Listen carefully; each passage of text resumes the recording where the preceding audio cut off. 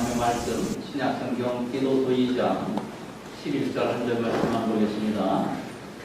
하나님 말씀 신약성경 디도서 2장 11절 제 성경으로 349쪽입니다.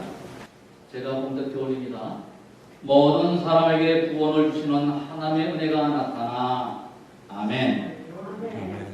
잠시 기도하겠습니다. 하나님 아버지 오늘 이 시간도 주의 언약의 백성들을 주의 말씀 앞에 서게 하심을 중심으로 감사합니다. 말씀하여 주시옵소서. 말씀대로 행하겠나이다 라는 준비된 마음으로 주의 말씀을 사모하게 하시고 아버지 주의 말씀을 들을 때 깨닫는 영을 허락하여 주시옵시며 이 말씀이 우리 삶 가운데 살아 역사하여 생명의 역사가 나도록 주님 도와주시옵소서. 부족한 종을 단회에 세우셨사오니 종의 부족을 감춰주시고 오직 성령만이 제한 없이 사용하여 주시옵소서. 주 예수 그리스도 이름으로 기도드리나이다. 아멘. 함께 그 한 절의 말씀을 가지고 구원하시는 하나님의 은혜라는 제목으로 하나님이 주시는 은혜 우리 함께 나누겠습니다.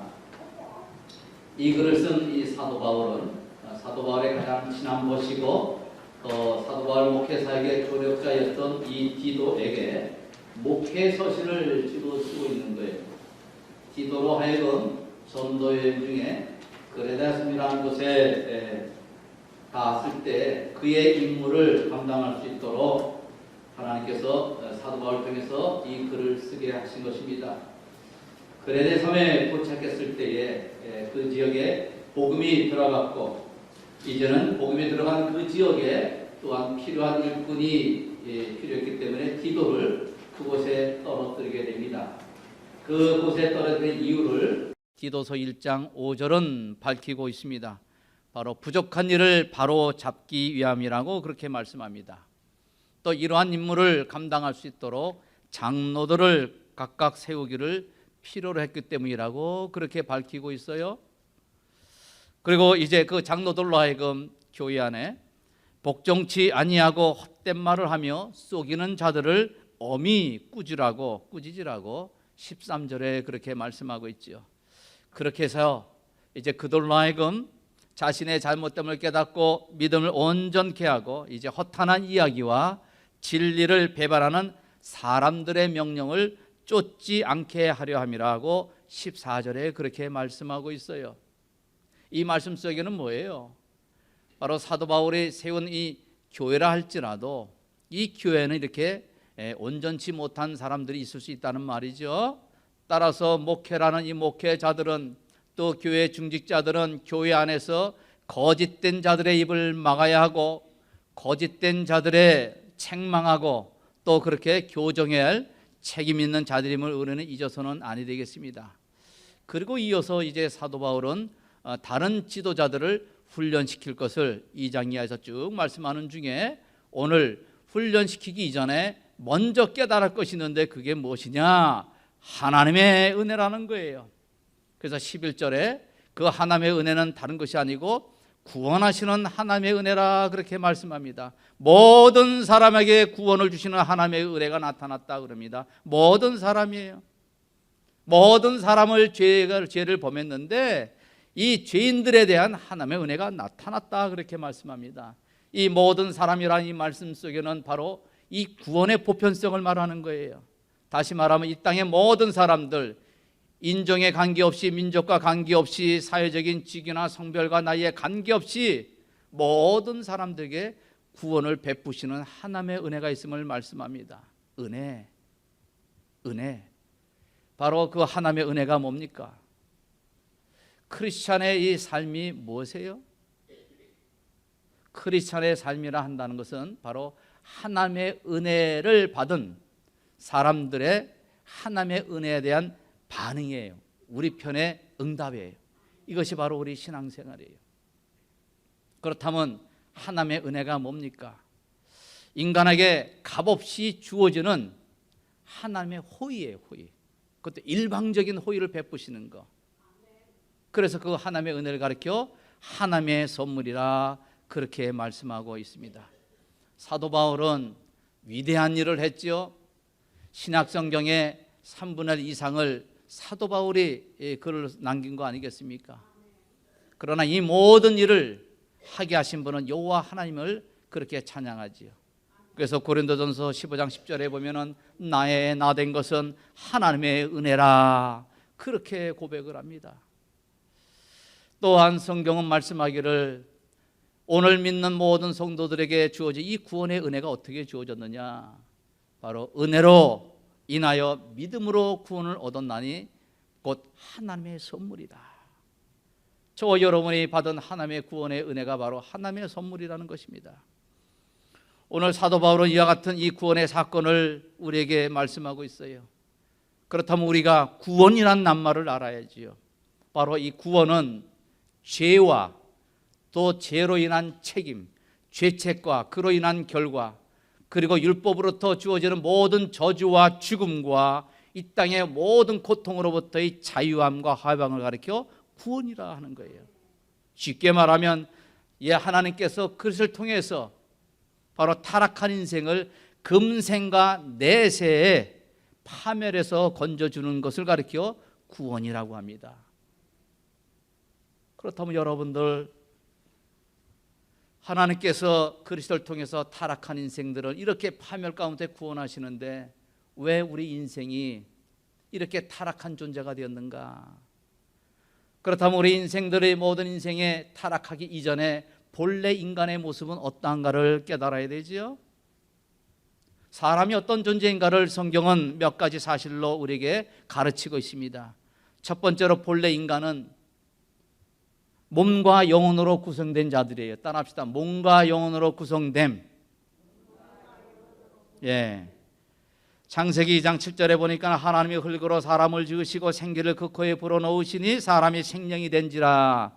여기서 생명은 뭐예요? 바로 생명을 가리켜요. 산 존재가 되었다고 그렇게 성경은 증거하고 있어요. 바로 우리 인생이 육신의 껍데기 몸뿐만 아니라 영혼이 같이 구성되어 있다는 사실 속에서 저와 여러분이 깨달을 사실은 뭐예요? 우리 인생은 단순히 육신적인 존재가 아니고 영적인 존재라는 사실을 깨닫게 되시기를 바랍니다. 영혼을 가진 존재예요. 그래서 영이신 그 창조주 하나님을 경배하고 그분을 섬기고 그분의 말씀에 순종하며 살아갈 자들인 것을 저희를 깨닫게 되기를 바랍니다. 그래서 주님께서는 가르치시기를 우리 육신의 몸을 입고 사는 인생들 가리켜 사람이 떡으로만 살 것이 아니요 하나님의 입으로 나오는 모든 말씀으로 살 것이라. 왜? 바로 너희들은 바로 영적인 존재이기 때문에 영이 살 수 있는 길은 오직 여호와 하나님의 말씀으로 가능하기 때문에 그렇게 말씀하는 거예요. 본래 인간 두 번째는 바로 하나님의 형상으로 창조되었다고 성경은 말씀하고 있습니다. 창세기 1장 27절에 하나님이 자기 형상 곧 하나님의 형상대로 사람을 창조하셨다고 그렇게 말씀합니다. 사람들의 영적인 특성을 말씀하는데 그게 하나님의 형상이에요. 하나님께서 우리 같은 모양을 갖고 있다는 뜻이 아니고 신약 성경은 이 하나님의 형상에 대해서 이렇게 말씀합니다. 우리는 하나님 아는 지식을 가진 자로서 하나님의 뜻을 이뤄나갈 수 있는 의를 가진 자로서 하나님처럼 거룩을 추구하는 자로 그렇게 지음받았다는 거예요. 하나님의 형상, 다시 말하면 지식과 의로움과 거룩함을 말씀하는 거예요. 골로새 3장 10절은 말씀합니다. 죽었던 영혼들이 새로워진 새 사람에 가리켜서 새 사람을 입었으니 이는 자기를 창조하신 자의 형상을 쫓아 지식에까지 새롭게 하심을 받는 자라고 그렇게 말씀합니다. 타락된 인생이 하나님 아는 지식이 어두워진 거예요. 그걸 다시 새롭게 한 것입니다. 에베소 4장 24절은 말씀합니다. 하나님을 따라 의와 진리의 거룩함으로 지으심을 받은 새 사람을 입으라. 바로 타락함으로 범죄함으로 하나님의 형상을 잃어버린 인생들이 다시 새롭게 되는 것은 바로 하나님 아는 지식과 하나님의 의와 거룩을 덧입는 것이 바로 하나님의 형상의 회복인 것을 성경은 말씀합니다. 또한 본래 인간은 어떤 존재였어요? 하나님으로부터 명령을 받은 자입니다. 하나님의 명령을 받았어요. 창세기 2장 16절 17절은 말씀합니다. 동산 각종 나무의 열매는 내가 임의로 먹되 선악을 알게 하는 나무의 열매는 먹지 말라. 내가 먹는 날에는 정령 죽으리라. 창조주 하나님께서 처음 인간들을 만드시고 그들이 풍요롭게 삶을 살 수 있도록 에덴의 축복을 주시고 그곳에 나는 모든 실과를 먹으라고 하셨어요. 그러나 선과 악을 알게 하는 나무의 실과는 먹지 말라. 그것이 바로 처음 인간에게 주신 하나님의 명령이었어요. 이 명령에서 하나님께서는 아담과 그 후손에게 순종에 근거하여 생명을 약속하셨는데 이 약속의 언약의 말씀을 가리켜 행위 언약이라고 하는 거예요. 우리의 하나님의 말씀에 대한 행위를 근거로 생명을 얻는 거냐, 생명을 잃어버리냐, 그 기준이 생긴 거예요. 따라서 우리 인생들은 하나님의 행위 언약 속에 있다는 사실을 잊어서는 아니 됩니다. 창조주 하나님께 모든 인생들은 순종하며 살아야 할 인생인 것을 깨닫게 되기를 바랍니다. 그래서 우리가 지난 시간에 살펴본 것처럼 우리 인생의 본분이 뭐예요? 전도서 12장 13절의 말씀대로 하나님을 경외하고 그 명령을 지키라. 이것이 사람의 본분, 의무라고 성경은 말씀하고 있는 거예요. 따라서 아담 이후에 나타난 모든 인생들은 이 말씀이 효력 있게 적용되는 것입니다. 이 일에 대해서 신약성경 로마서 5장은 이렇게 증거합니다. 5장 12절에 보니까 이러므로 한 사람으로 말미암아 죄가 세상에 들어오고 죄로 말미암아 사망이 왔나니 이와 같이 모든 사람이 죄를 지었으므로 사망이 모든 사람에게 이르렀다. 바로 한 사람, 이 한 사람이 모든 인류의 대표로서 하나님과 약속을 맺은 건데 그 한 사람의 죄로 말미암아 이 땅에 사망이 왔다고 말씀합니다. 또 5장 18절 19절에 말씀한 한 범죄로 많은 사람이 정죄에 이른 것 같이 의의 한 행동으로 말미암아 많은 사람의 의롭다 하심을 받아 생명에 이르렀느니라. 한 사람의 순종치 아니함으로 많은 사람이 죄 있는 것 같이 한 사람의 순종하심으로 많은 사람이 의인이 되리라. 이게 바로 처음 명령을 받은 하나님의 행위 언약에 근거한 말씀 아니겠습니까? 말씀을 순종하는 자에게 생명을 잃어버리고 말씀을 순종하는 자에게 생명이 주어지는 하나님의 말씀인 것을 증거하는 거예요.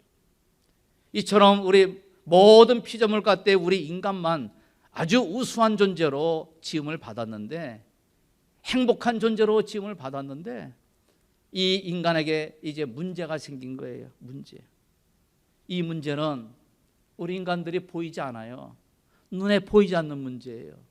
또 이 문제는 인간이 아무리 노력을 해도 해결할 수 없는 그 문제입니다. 그렇다면 왜 이렇게 눈에 보이지 않는 인간들이 해결할 수 없는 문제가 인생들에게 닥쳤는가? 이 일에 대해서 또 그 문제는 무엇인가를 창세기 3장 1절 6절은 우리에게 가르치고 있습니다. 거기에 보니까는 피조물 가운데 가장 강교한 이 뱀이 처음 인간 여자에게 찾아와서 하나님이 참으로 너희더러 동산 모든 나무의 실과를 먹지 말라 하더냐, 그렇게 유혹을 합니다. 하나님의 말씀을 받은 이 여인이 그 뱀에게 말해, 동산 나무의 실과를 우리가 먹을 수 있으나 동산 중앙에 있는 나무의 실과는 하나님의 말씀에 너희는 먹지도 말고 만지지도 말라, 너희가 죽을까 하노라, 그렇게 말을 하는 거예요. 이 말씀이 맞아요? 틀려요? 틀린단 말이에요. 하나님의 말씀을 알기는 아는데 희미하게 알고 있어요. 언제 하나님께서 만지지 말라 그랬어요? 하나님의 말씀을 이렇게 보태는 거예요. 언제 하나님께서 죽을까 하노라 말씀하셨어요? 반드시 죽으리라, 그렇게 말씀하셨지. 따라서 하나님의 말씀을 듣는 저와 여러분이 하나님의 말씀이 이렇게 희미하게 되면은요, 누가 치고 들어오는 거예요? 악한 마귀가 유혹하고 치고 들어오는 거예요. 그러니까 이제 뱀이 알았어요. 요거 봐라, 말씀이 희미하네. 그리고 이제 하나님의 말씀을 정반대로 바꿔버립니다. 뱀이 여자에게 이르되 너희가 결코 죽지 아니하리라. 하나님 말씀을 완전히 바꿔버리는 거예요. 그리고 너희는 이제 그것을 네가 먹는 날에는 눈이 밝아서 하나님같이 될 거야. 그리고 인간의 교만한 마음을 부추기고 유혹시킵니다. 이 말씀을 들은 이 여인이 어떻게 됐어요? 매일같이 왔다 갔다 하면서 동산에 왔다 갔다 하면서 봤던 그 나무의 실과인데 왜 오늘 이 시간만은 그렇게 나무의 열매가 보암직도 하고 먹음직도 하고 그렇게 탐스럽게 할 만큼 그렇게 눈이 보이는지 몰라요. 핵 유혹을 받은 거죠. 그래서 따먹었어요. 따먹으면 지 혼자 먹지. 자기와 함께한 남편에게도 줘서 그도 먹었다고 성경은 말씀합니다. 이것이 바로 인간의 문제예요. 하나님의 말씀이 힘해진 그 처음 인간이 아담과 하와가 사단에게 쏘가 불신앙합니다. 하나님의 말씀을 믿지 않는 거예요. 정령 죽으리라 하는 말씀을 믿었다면 먹지 않았겠죠. 불신앙하여 그 열매를 따먹으러 범죄하게 됐어요. 범죄한 이후로 그 인생이 어떻게 했습니까? 이제 죽었어요. 죄는 반드시 형벌이 따르는데 로마서 6장 23절은 말씀하기를 죄 싹은 사망이라. 죽었어요, 인생들이.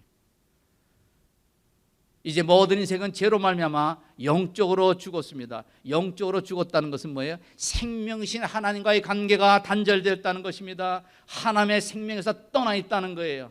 그래서 모든 인생은 하나님과 관계없이 죽음 가운데 있는 거예요. 그래서 하나님의 형상으로 지금 받은 자들이 하나님을 향한 참된 지식이 있어야 되는데 이제 지식이 어두워지는 거예요. 에베소 4장 14절의 말씀대로 너희 총명이 어두워지고 저희 가운데 무지함과 저희의 마음이 굳어짐으로 하나님의 생명에서 떠나 있도다. 하나님께서 그렇게 말씀하는 거예요.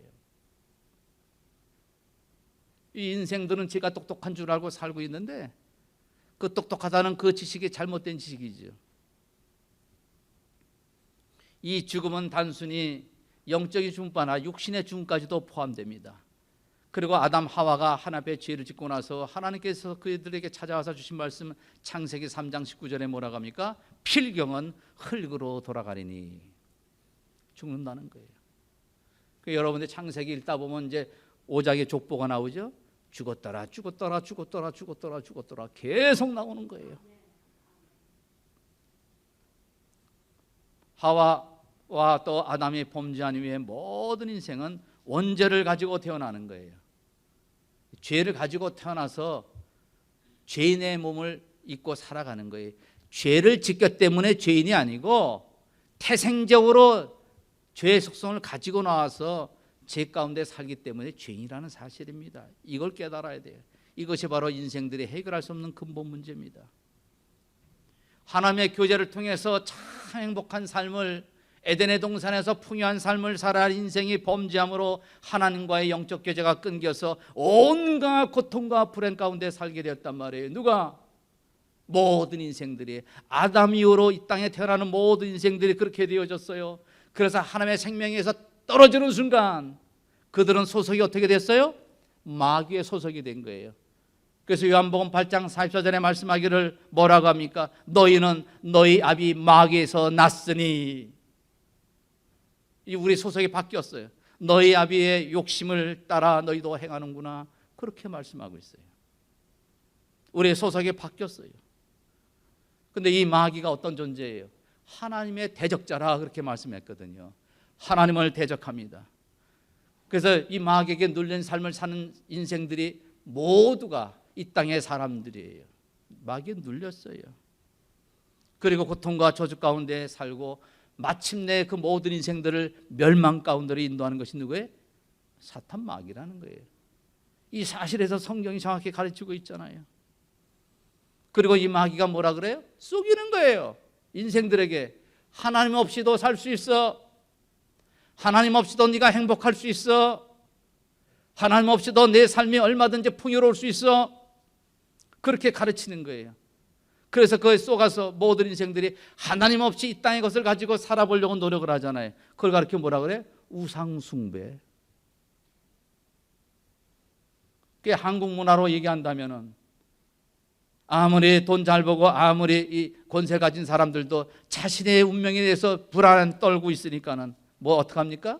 점쟁이 찾아가잖아요. 대통령 선거 나간 사람도 전제 찾아가서 내가 이번 대통령 선거에 당선될 것 같아요? 안 될 것 같아요? 우리 가문이 잘 되기 위해서 어떻게 됩니까? 그러면 점쟁이가 네 할아버지 할머니 몇 자리 파가지고 저로 옮기잖아요. 누가요? 어리석은 자가 아니란 말이에요. 똑똑한 자들이에요. 한 나라를 이끌어갈 대통령 후보들이 그런 짓을 하고 있단 말이죠.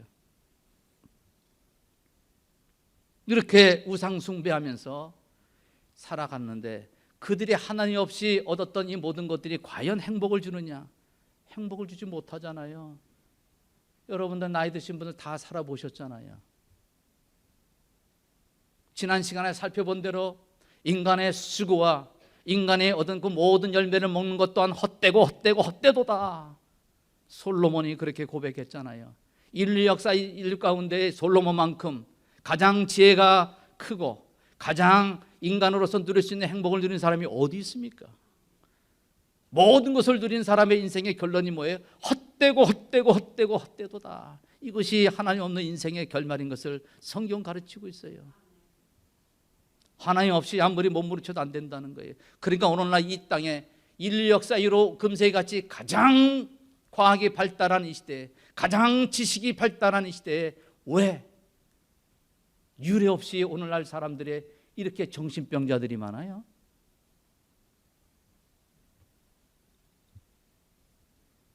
늘 불안해하고 초조해하고 노이로제, 불면증, 우울증,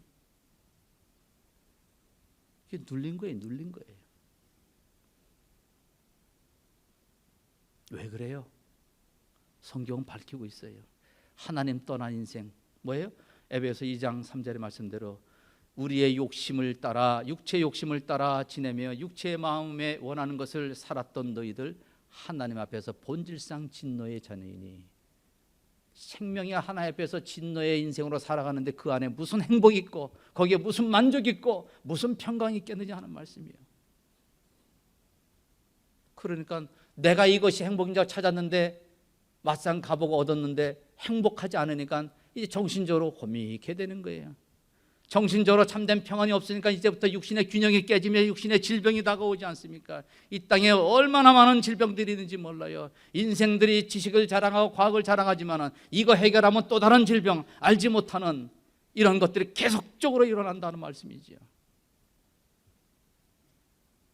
남들보다 실력 있고 배경이 있는데 왜 나는 자꾸 인생에 실패하는 인생을 살아가지? 성경이 말씀하고 있잖아요. 신명기 18장에 보면은 하나님께서 축복의 말씀도 있었지만은 하나님 떠나서 말씀대로 살지 않는 인생에 주시는 하나님의 이 무서운 말씀도 있어요. 내가 들어가도 저주를 받고 나가도 저주를 받으리니 내 손으로 하는 모든 일에 여호와께서 저주를 내려서 망하되 속히 파멸케 하실 것이라고 하나님께서는 그렇게 말씀하셨어요. 이것을 인생들이 알지 못합니다. 그러다가 이렇게 평강 없이 이렇게 사는 것이 사는 게 아니고 그저 지옥 같은 삶을 사는 인생, 이걸로 끝나면 좋겠는데 이제 모든 인생이 뭘 맞이해야 합니까? 죽음을 맞이하는 거예요. 히브리 9장 27절의 말씀대로 한 번 죽는 것은 사람에게 정한 것이요 그 후에는 심판이 있으리라. 죽음으로 끝나면 좋은데 그 다음에 또 뭐가 있어요? 심판이 있다고 말씀하는데 그 심판이 뭐예요? 요한계시록 1장 8절에 불과 유황으로 타는 못에 참여하리니 그것이 둘째 사망이라. 첫 번째 육신의 사망과 함께 영혼의 지옥 형벌로 떨어지는 게 둘째 사망이라고 그렇게 말씀하고 있습니다. 그러면 그와 같은 인생 나 혼자로 족한데 이제 잘못된 가치관과 잘못된 그런 사상 살았던 그 자신의 삶을 깨닫지 못하고 자식들에게 또 계속 그렇게 가르치고 앉아있네. 하나님 없이도 너 세상에서 열심히 공부하고 열심히 살면은 네가 남들보다 우수한 행복한 삶을 살 수 있어. 또 이렇게 가르치고 있네.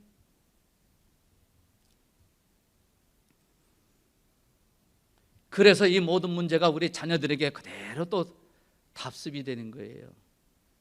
출애굽기 20장 5절에 보니까 나 여호와 너희 하나님은 질투하는 하나님인즉 나를 미워하는 자의 죄를 갚되 아비로부터 아들에게로 3, 4대까지 이르게 한다고 그렇게 말씀하고 있습니다. 사랑하는 여러분이요, 사람의 본래 상태는 분명코 하나님 앞에서 복되고 참으로 영광스러운 존재였습니다마는 그러나 인생이 교만하여 하나님의 말씀을 불순종하고 하나님의 명령을 어겼을 때에 그 행복과 영광의 자리에서 완전히 이탈되지 않았습니까?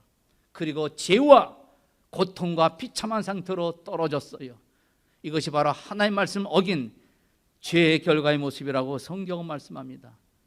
그때부터 참된 지식과 하나님의 의를 이루는 의도 잃어버리고 거룩한 삶에서 벗어난 삶을 살게 되고 영적인 존재가 영적인 것을 추구하는 것이 아니고 늘 육신적인 것을 추구하며 사는 그런 존재로 전락되었다고 성경은 말씀하고 있어요.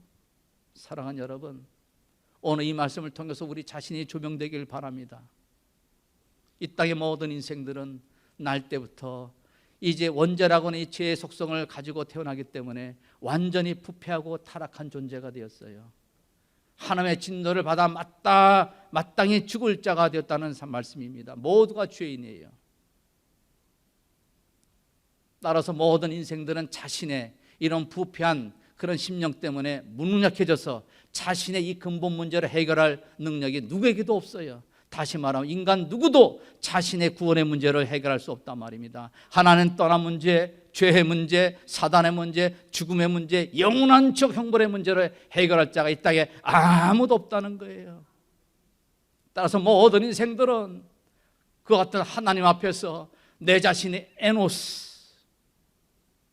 창세기에 보면 그 에노스 시대에 비로소 여호와 하나님을 찾았더라 이름을 불렀다라는 말씀이 나오는데 모든 인생들이 에노스, 다시 말씀드린 내 자신의 약함을 깨닫는 거지요. 내 자신의 소망 없음을 깨닫고 엎드려 하나님을 향하여 부르짖으며 하나님의 자비하신 구원만을 기다리는 것이 인생들이 할 수 있는 유일한 길인 것을 여러분들이 깨닫게 되시기 바랍니다. 그걸 깨닫고 하나님 향해서 하나님의 도우심을 구하는 자에게 하나님께서 이제 해결책으로 찾아오시지요. 그 하나님의 해결책이 뭐예요? 하나님의 해결책, 바로 예수 그리스도란 말이에요. 누구요? 예수 그리스도. 모든 사람들이 하나님 앞에서 죄인 되어서 진노 아래 살아가고 있었지만은 하나님께서는 이와 같은 인생들을 불쌍히 여기시고 당신의 사랑을 나타내 보이시길 원하셨는데 그 우리 인간을 향한 하나님의 사랑의 결정체가 누구예요? 예수 그리스도. 예수 그리스도. 예수님께서 이 땅에 오셨어요. 마태복음 1장 21절에 아들을 낳으리니 이름을 예수로 하라. 이는 그가 자기 백성을 저희 죄에서 구원할 자이시므라. 예수 그리스도. 그분이 누구십니까? 그분은 참 사람이고 참 하나님이세요. 그분은 인간의 몸으로 이 땅에 출생하시고 아기로 태어나셔서 유아 시절을 거치고 소년 시절을 거쳐서 나이 30세가 될 때에 이제 하나님의 뜻을 받들어서 전도 사역을 하기 시작합니다. 그리고 사시면서 하나님의 뜻을 가르칠 때에 당신을 가리켜 나는 인자다 라고 스스로 밝히셨어요. 나는 사람이다 말씀하신 거예요. 우리 예수님께서는 저와 여러분 같이 똑같이 피곤하면 주무셨고 늘 배고파하셨고 그리고 목말라 하셨습니다. 저와 여러분 똑같이 육신의 몸과 영혼을 가진 완전하신 우리 사람이 바로 예수 그리스도란 말이에요. 그분을 가리켜서 사도 바울은 디모데전서 2장 5절에 말씀합니다. 하나님은 한 분이시요 또 하나님과 사람 사이의 중보도 한 분이시니 곧 사람이신 그리스도 예수니라. 그렇게 말씀하는 거예요. 그리고 우리 주님께서 제자들과 함께 전도 사역을 하실 때 제자들을 가르쳐 너희는 나의 형제요 나의 친구라 그러지 않았습니까? 그런데 우리 예수님은 이 단순하게 인간으로 끝나는 게 아니고 그 인간 이상의 존재임을 성경은 말씀합니다. 사람으로서는 도저히 가질 수 없는 그런 품성 속성을 가지시고 능력을 가지셨고 사람이 할 수 없는 놀라운 기적들을 이 땅에서 많이 나타내 보이셨습니다. 그분은 살아셔서 일을 하실 때 물로 포도주를 만들지 않았습니까? 떡 5개로 5,000명을 먹이지 않으셨습니까? 온갖 병자들을 불치병자들을 고치지 않았습니까? 문둥병자, 중풍병자를 고치시고 소경을 눈을 뜨게 하시고 앉은 병인을 걷게 하시고 12년 된 혈루병자 환자를 고치시고 38년 된 병자를 고치시고 심지어는 죽은 자도 살리지 않으셨습니까? 이와 같은 놀라운 기적의 일을 통해서 그분은 바로 하나님 자신임을 말씀하고 있는 거예요. 우리 예수님께서는 사람 이상의 존재 참 하나님이십니다. 그래서 신약 성경은 말씀하기를 예수님 가리켜 태초부터 계신 하나님이라고, 위대하신 하나님이라고, 참 하나님이시라고, 우리 인간에게 참 경배와 찬양을 받으실 대상이라고 그렇게 증거하고 있습니다. 사랑하는 여러분, 오늘 제 이 말씀은 굉장히 소중하고 귀한 말씀이에요. 우리 기독교의 핵심의 본질을 지금 말씀하고 있는 거예요. 여러분들이 구원받았다는 사실이 이 구원의 사건이 뭔지를 정확히 지금 밝혀주고 있어요. 우리 예수님 참 사람이고 참 하나님이십니다. 그분이 이제 우리가 이해할 수 없는 신인으로서 하나님의 영광의 자리를 스스로 포기하시고 이 땅에 인간의 몸으로 천에 탄생하셨습니다. 그걸 가르쳐 우리는 뭐라 그래요? 성육신. 하나님께서 인간의 몸을 입었다는 사실, 이것이야말로 얼마나 당신이 낮아진 사건입니까? 하나님께서 인간의 몸을 입었다는 사실입니다. 마치 우리 인생이 저 미물 같은 이 벌레 같은 존재로 바뀌어지는 것이 스스로 자원해서, 그보다 더한 우리 주님의 낮으심이 있었어요. 이 땅에 인간의 몸을 입고 오셔서 할례 받으시고 또 부모에게 순종하시고 또 율법의 완성자이시고 율법을 만드신 입법자로서 창조주 하나님으로서 또 율법을 스스로 지키셨습니다. 그리고 율법의 저주 아래 스스로 십자가에 복종하며 죽기까지 낮아지셨음을 성경은 말씀하고 있습니다. 그렇게 스스로 낮으신 그 예수를 하나님께서 이제 높이셨습니다. 죽음 가운데서 그를 부활시키셨고 그를 하늘에 승천케 하셨고 하늘 보좌 우편에 앉아 계신다고 성경은 그렇게 말씀하고 있습니다. 우리 주님께서는 이처럼 우리 저와 여러분의 삶을 위해서 낮아지셨고 이제 높은 자리에 오셨어. 오늘도 하나님께서 하실 그 놀라운 구원의 일을 지금도 하고 계십니다. 그 예수 그리스도께서 이 땅에 하신 일이 뭐냐, 잘 듣게 되시기 바랍니다. 이 예수란 말은 아까도 말씀드렸지만 구원자, 구주라는 뜻이죠. 그러나 이 그리스도란 말은 뭐예요? 히브리어로 메시아, 헬라어로 보면은 anointed one이라는 의미를 가지고 있는 기름 부음 받은 자라는 뜻이에요. 자, 사랑하는 여러분, 예수 그리스도를 그렇게 우리가 많이 입으로 고백을 하고 또 그렇게 선포했는데 정작 예수가 누구고 그리스도가 누구냐고 의외로 모르는 분들이 많아요.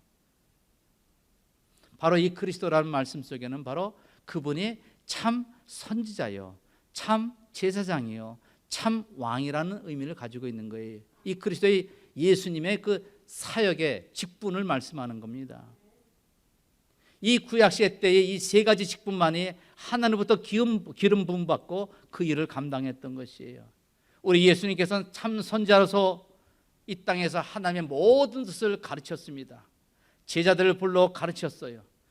지상생애 동안 부지런히 진리를 가르치셨고 지금도 하늘 우편 보좌에 계셔서 그리스도의 영으로, 진리의 영으로 믿는 자들과 함께 하시면서 지금도 계속 가르치십니다. 그리고 우리 주님께서는 참 제사장으로서, 대제사장으로서 택한 백성들의 죄를 담당하기 위해서 친히 제물이 되셨어요. 그리고 지금도 하늘 보좌 우편에 앉아 계셔서 하나님의 구원받은 택한 백성들을 구원하십니다. 그리고 구원받은 주의 백성들을 지금도 바르게 세우기 위해서 하나님 앞에 대언대도 중보일을 하고 계심을 성경은 말씀하고 있습니다. 또한 우리 주님께서는 그리스도가 되셔서 참 왕의 일을 하고 계시는 거예요. 자기의 백성들을 다스리시고 악의 세력으로부터 지금도 보호하고 계십니다. 그분은 만왕의 왕이요 만주의 주시요 저와 여러분의 참된 마스터 주인이 되십니다. 로드가 되시고 이 땅의 모든 교회의 머리가 되신다고 성경은 말씀하고 있습니다. 바로 이 예수를 하나님께서 주와 그리스도가 되셨다고, 그리스도가 되게 하셨다고 사도행전 2장 36절은 말씀하고 있어요.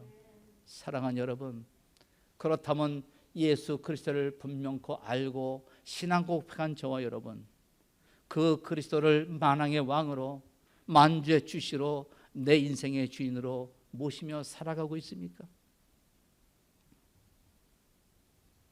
예수님께서 이 땅에 하신 일 가운데, 이 그리스도의 일 가운데 가장 중요한 일이 바로 제사장 직분이에요. 이 일 때문에 당신이 십자가에 죽으시기 위해서 육신의 몸을 입고 이 땅에 오신 거예요. 육신의, 성육신의 목적이 뭐냐? 바로 우리 인생들을 위해서 대신 죽으시기 위해서, 속죄 사역을 위해서 바로 제사장 직분을 감당하고 있음을 말씀하고 있습니다.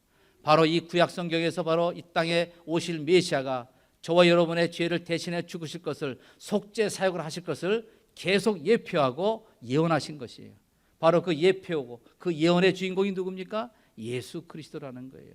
그래서 사도 바울은 가는 곳마다 뭘 전했습니까? 우리는 십자가에 못 박힌 그리스도를 전한다. 바로 그것이에요. 저와 여러분이 누굴 전합니까? 바로 나 같은 인생을 위해서 대신 돌아가신 예수님의 속죄 사역을 전하는 거예요. 그렇다면 예수님의 죽음 가운데 의미가 뭐가 있어요? 왜 예수님이 죽으셔야만 됩니까? 죄에는 반드시 형벌이 따르잖아요. 바로 하나님의 공의를 만족시키기 위해서 우리 주님께서 십자가에 죽으신 거예요. 이걸 가리켜 어려운 말로 속상, expiation이라고 영어로 말합니다. 하나님의 공의를 만족시킨 거예요. 그리고 예수님께서 십자가에 돌아가셔 피값으로 저와 여러분을 사셨습니다. 그리고 죄의 형벌로부터 구원하셨어요. 그걸 가리켜 구속, redemption이라고 그렇게 말씀하는 거예요. 또한 예수님의 그 죽으심은 바로 저와 여러분, 하나님과 원수된 저와 여러분을 어떻게 하셨어요? 화목케 하셨습니다. 화목, reconciliation 그러지요. 바로 예수님의 속죄 사역의 이 죽음 가운데는 이와 같은 의미가 있는 거예요. 예수님께서 십자가의 주심으로 하나님의 그 진노의 불을 가라앉히셨고, 원수된 저와 여러분을 화목케 하셨고, 죄값 받아 영원한 죄 형벌에 갈 수밖에 없는 우리 죄로부터의 형으로부터 우리를 해방 구원해 주셨다는 사실. 그러니 얼마나 감사합니까? 이것이 바로 우리 인생들 향해서 베푸신 하나님의 구원의 은혜입니다. 바로 주님께서 이처럼 행하신 일들은 왜 행하셨습니까? 그것이 아버지의 뜻이기 때문에, 아버지의 기뻐하신 뜻이기 때문에. 그래서 갈라디아서 1장 4절은 말씀합니다. 그리스도께서 하나님 곧 우리 아버지의 뜻을 따라 이 악한 세대에서 우리를 건지시려고 우리 죄를 위하여 자기 몸을 들으셨다고 말씀합니다. 그 아버지의 뜻을 따라서 우리 예수님께서는 바로 저와 여러분의 죄를 대신해서 십자가에 친히 달려 돌아가셨다고 말씀합니다. 얼마나 감사합니까? 그래서 하나님의 구원의 은혜를 받은 자들은 날마다 십자가 안에서 하나님을 향하여 감사 찬양이 끊이지 않는 것입니다. 창조주 하나님을 부인하고 하나님께서 우리 인생들을 향한 사랑의 결정체로 주신 그 예수 그리스도를 믿지 아니하고 여전히 불경건한 삶 가운데 잘못된 지식 속에 살아가는 저와 여러분의 삶이었는데, 우리를 불쌍히 여겨 주셔서 진리를 알게 하시고 복음을 듣고 깨닫게 하셔서 영원한 죄와 죽음으로부터 우리에게 구원시키고 영생을 주신 그 하나님의 은혜, 이게 바로 저와 여러분이 깨달아야 할 하나님의 은혜입니다. 따라서 말씀을 맺겠습니다. 고린도후서 6장 1절 2절은 말씀합니다. 우리가 하나님과 함께 일하는 자로서 너희를 권하노니 하나님의 은혜를 헛되이 받지 말라. 보라 지금은 은혜 받을 만한 때요, 보라 지금은 구원의 날이로다 말씀합니다. 지금 오늘 이 시간이 저와 여러분에게 은혜 받을 때요, 구원의 날이라는 거예요. 은혜 받으면은 우리가 구원에 이른다는 말씀 아니겠습니까? 삭교의 세리장, 신약성경에 삭개오라는 인물이 나옵니다. 우리 주님께서 그에게 은혜를 베푸셨어요. 그 은혜를 베푸신 결과가 뭐예요? 바로 오늘 내 집에 구원이 이르겠다. 은혜 받으면은 나 한 사람뿐만 아니라 나를 통한 또 다른 구원의 역사가 일어남을 말씀합니다. 다니엘과 세 친구가 하나님의 은혜 속에 살아갔던 자이 아니었습니까? 하나님의 은혜를 받고 나니까는 이제 죽음의 위기 가운데 있을 때에 사자굴에서 구원을 받지 않았습니까? 풀문불 속에서 구원받지 않으셨습니까? 바로 저와 여러분의 하나님의 은혜 가운데 구할 때에 이제 어려운 환난 시에 구원이 임한다는 사실을 성경 가르치고 있어요. 이 하나님의 은혜가 많은 사람들에게 참 이해가 되지 않아요. 이 전도하다 보면요, 똑똑한 사람들이 이 말씀을 받아들이기 어려운 거예요. 인간의 구원의 방법이 그렇게 힘드냐? 전능자 하나님께서 그렇게 복잡하게 하셨느냐? 왜 당신의 아들을 십자가에 내어주기까지 참혹한 일을 하셔야만이 인생을 구원할 수 있느냐? 그렇게 말을 합니다. 참 미련한 방법 같이 보여요. 그런 사람을 향해서 하나님 말씀합니다. 그래, 맞다. 나는 바로 이 전도에 미련한 것으로 인간들을 구원하기를 원하셨다고 그렇게 말씀하는 거예요. 한 예를 듭니다. 위대하고 참 자비가 풍성한 왕이 있었어요. 당신의 나라를 자비와 사랑 가운데 통치하셨습니다. 그럼에도 불구하고 신하들이 그 하나님을 대적하고 반란을 일으킵니다. 그 반란 세력을 향해서 이 왕이 신하를 보냅니다. 보냄받은 신하를 이 반란군이 모두를 죽여버립니다. 사신을 보내서 안 되자 이제 이 왕은 친히 당신의 아들 왕자를 보냅니다. 보냄받은 그 왕의 아들까지 이 반란군들이 쳐 죽입니다. 그렇다면 이 왕은 마지막으로 뭐가 남았어요? 당신에게 막강한 권력을 가지고 이 반란군들을 모조리 죽여 마땅하죠. 그렇죠? 그런데 이 왕은 반란군을 향해서 오히려 사랑과 자비를 베풉니다. 반란군을 향해서 너희들이 이제부터 자유의 몸이 될 것을 선포합니다. 단 조건이 있다.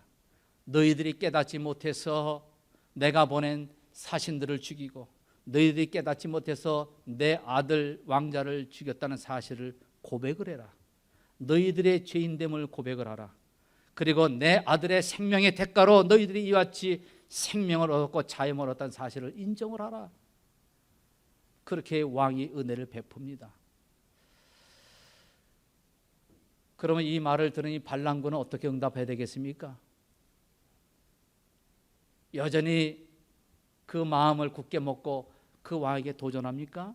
그러면 그들에게 남은 건 뭐예요? 영원한 형벌, 죽음밖에 없지요. 이것이 바로 인간들 향한 하나님의 은혜입니다. 이 말씀을 들어도 여전히 머리를 쥐어짜도 이해가 되지 않는다면은 하나님의 은혜는 인간의 이해가 되지 않는 것이라는 사실을 믿음으로 받게 되시기 바랍니다. 오늘 하나님께서는 저와 여러분에게 은혜 주시기를 원합니다. 은혜를 통해서 구원하시기를 원하십니다. 하나님의 은혜를 간구하게 되시기를 바랍니다. 이 자리에 아직도 예수 그리스도에 대한 확신이 없고 예수 그리스도를 알지 못하는 자들, 하나님 은혜 주시옵소서. 바로 예수 그리스도를 나의 생명의 주로, 나의 만왕의 왕으로 모실 수 있도록 은혜 주시기를 원합니다. 그렇게 기도하게 되시길 바랍니다. 이미 하나님의 구원의 은혜를 받은 사람이라면 성경에 나타난 것처럼 정말 보화를 발견한 사람은 자신에게 있는 모든 것을 팔아서 그 보화를 쟁취하는 것처럼 구원받은 사람들은 이제 참 귀한 것이 보화가 뭔지를 발견하지 않았습니까? 이제 남은 때에 그 보화를 주신 그 하나님께 무한 헌신하게 되시기를 바랍니다. 자신의 뜻대로 산들을 지난 날을 회개하고 이제 하나님의 뜻을 땅에 일어나가기를 소원하며 살아가게 되시기를 바랍니다. 말로 형언할 수 없는 하나님의 구원의 은혜를 받은 저와 여러분들이요, 이제 남은 때에 하나님 앞에서 우리가 어떻게 살기를 원합니까? 예수님을 따라하는 이 시대의 참된 제자로서 날마다 구원의 은혜를 감사하며 찬양하고 예수님께서 생전에 하셨던 이 그리스도의 사역, 아니 지금도 하고 계시는 그 놀라운 그리스도의 사역을 우리도 감당해야 되지 않습니까? 가는 곳마다 하나님의 진리의 말씀을 선포하는 제사장직을, 선지자직을 감당하고 죄 가운데 있는 자들에게 죄의 선포, 해방의 선포를 하는 이 제사장 사역을 감당하고 묶여있는 자들을 해방시키는 왕적 사역을 감당하는 저와 여러분 되셔서 남은 때에 하나님을 기쁘게 드리고 영광 돌리는 하나님의 사람 되시기를 주님의 이름으로 축복드립니다. 기도하시겠습니다. 하나님 아버지 감사합니다. 주님께서 오늘이 바로 구원의 날이요 은혜의 날이라 말씀하셨사오니 하나님이여 이 놀라운 위대한 구원의 역사가 우리 모두 가운데 이루어지게 하여 주시옵소서. 구원이 이루어지지 않으면 우리 모두는 반드시 지옥에 가야만 합니다. 견딜 수 없는 나의 영원한 고통 가운데 우리는 견뎌내야만 합니다. 오 주님이시여 육신의 소욕을 따라 갈망하는 그 요청을 따라서 마침내 저주 아래 가는 파멸되는 인생 되지 않게 하여 주시옵소서. 하나님 아버지 원래 우리 육신은 우리의 영혼을 위해 살라고 주신 것 아니겠습니까? 하나님 아버지 그렇게 살아가도록 주님 도와주옵소서. 주의 영광을 위해 살라고 주신 육신의 몸 주의 영광을 위해 드러내는 우리의 삶이 되게 하여 주시기를 간절히 원합니다. 아버지 하나님 그래서 이 자리에 있는 모든 주의 성도들 한 영혼도 빠짐없이 예수님 만나서 천국 백성 되어서 예수님의 구원의 축복을 이 땅에 누리며 주님 앞에 영광 돌리는 삶을 살아가게 하여 주시옵소서. 주 예수 그리스도의 이름으로 기도드리나이다. 아멘. 아멘.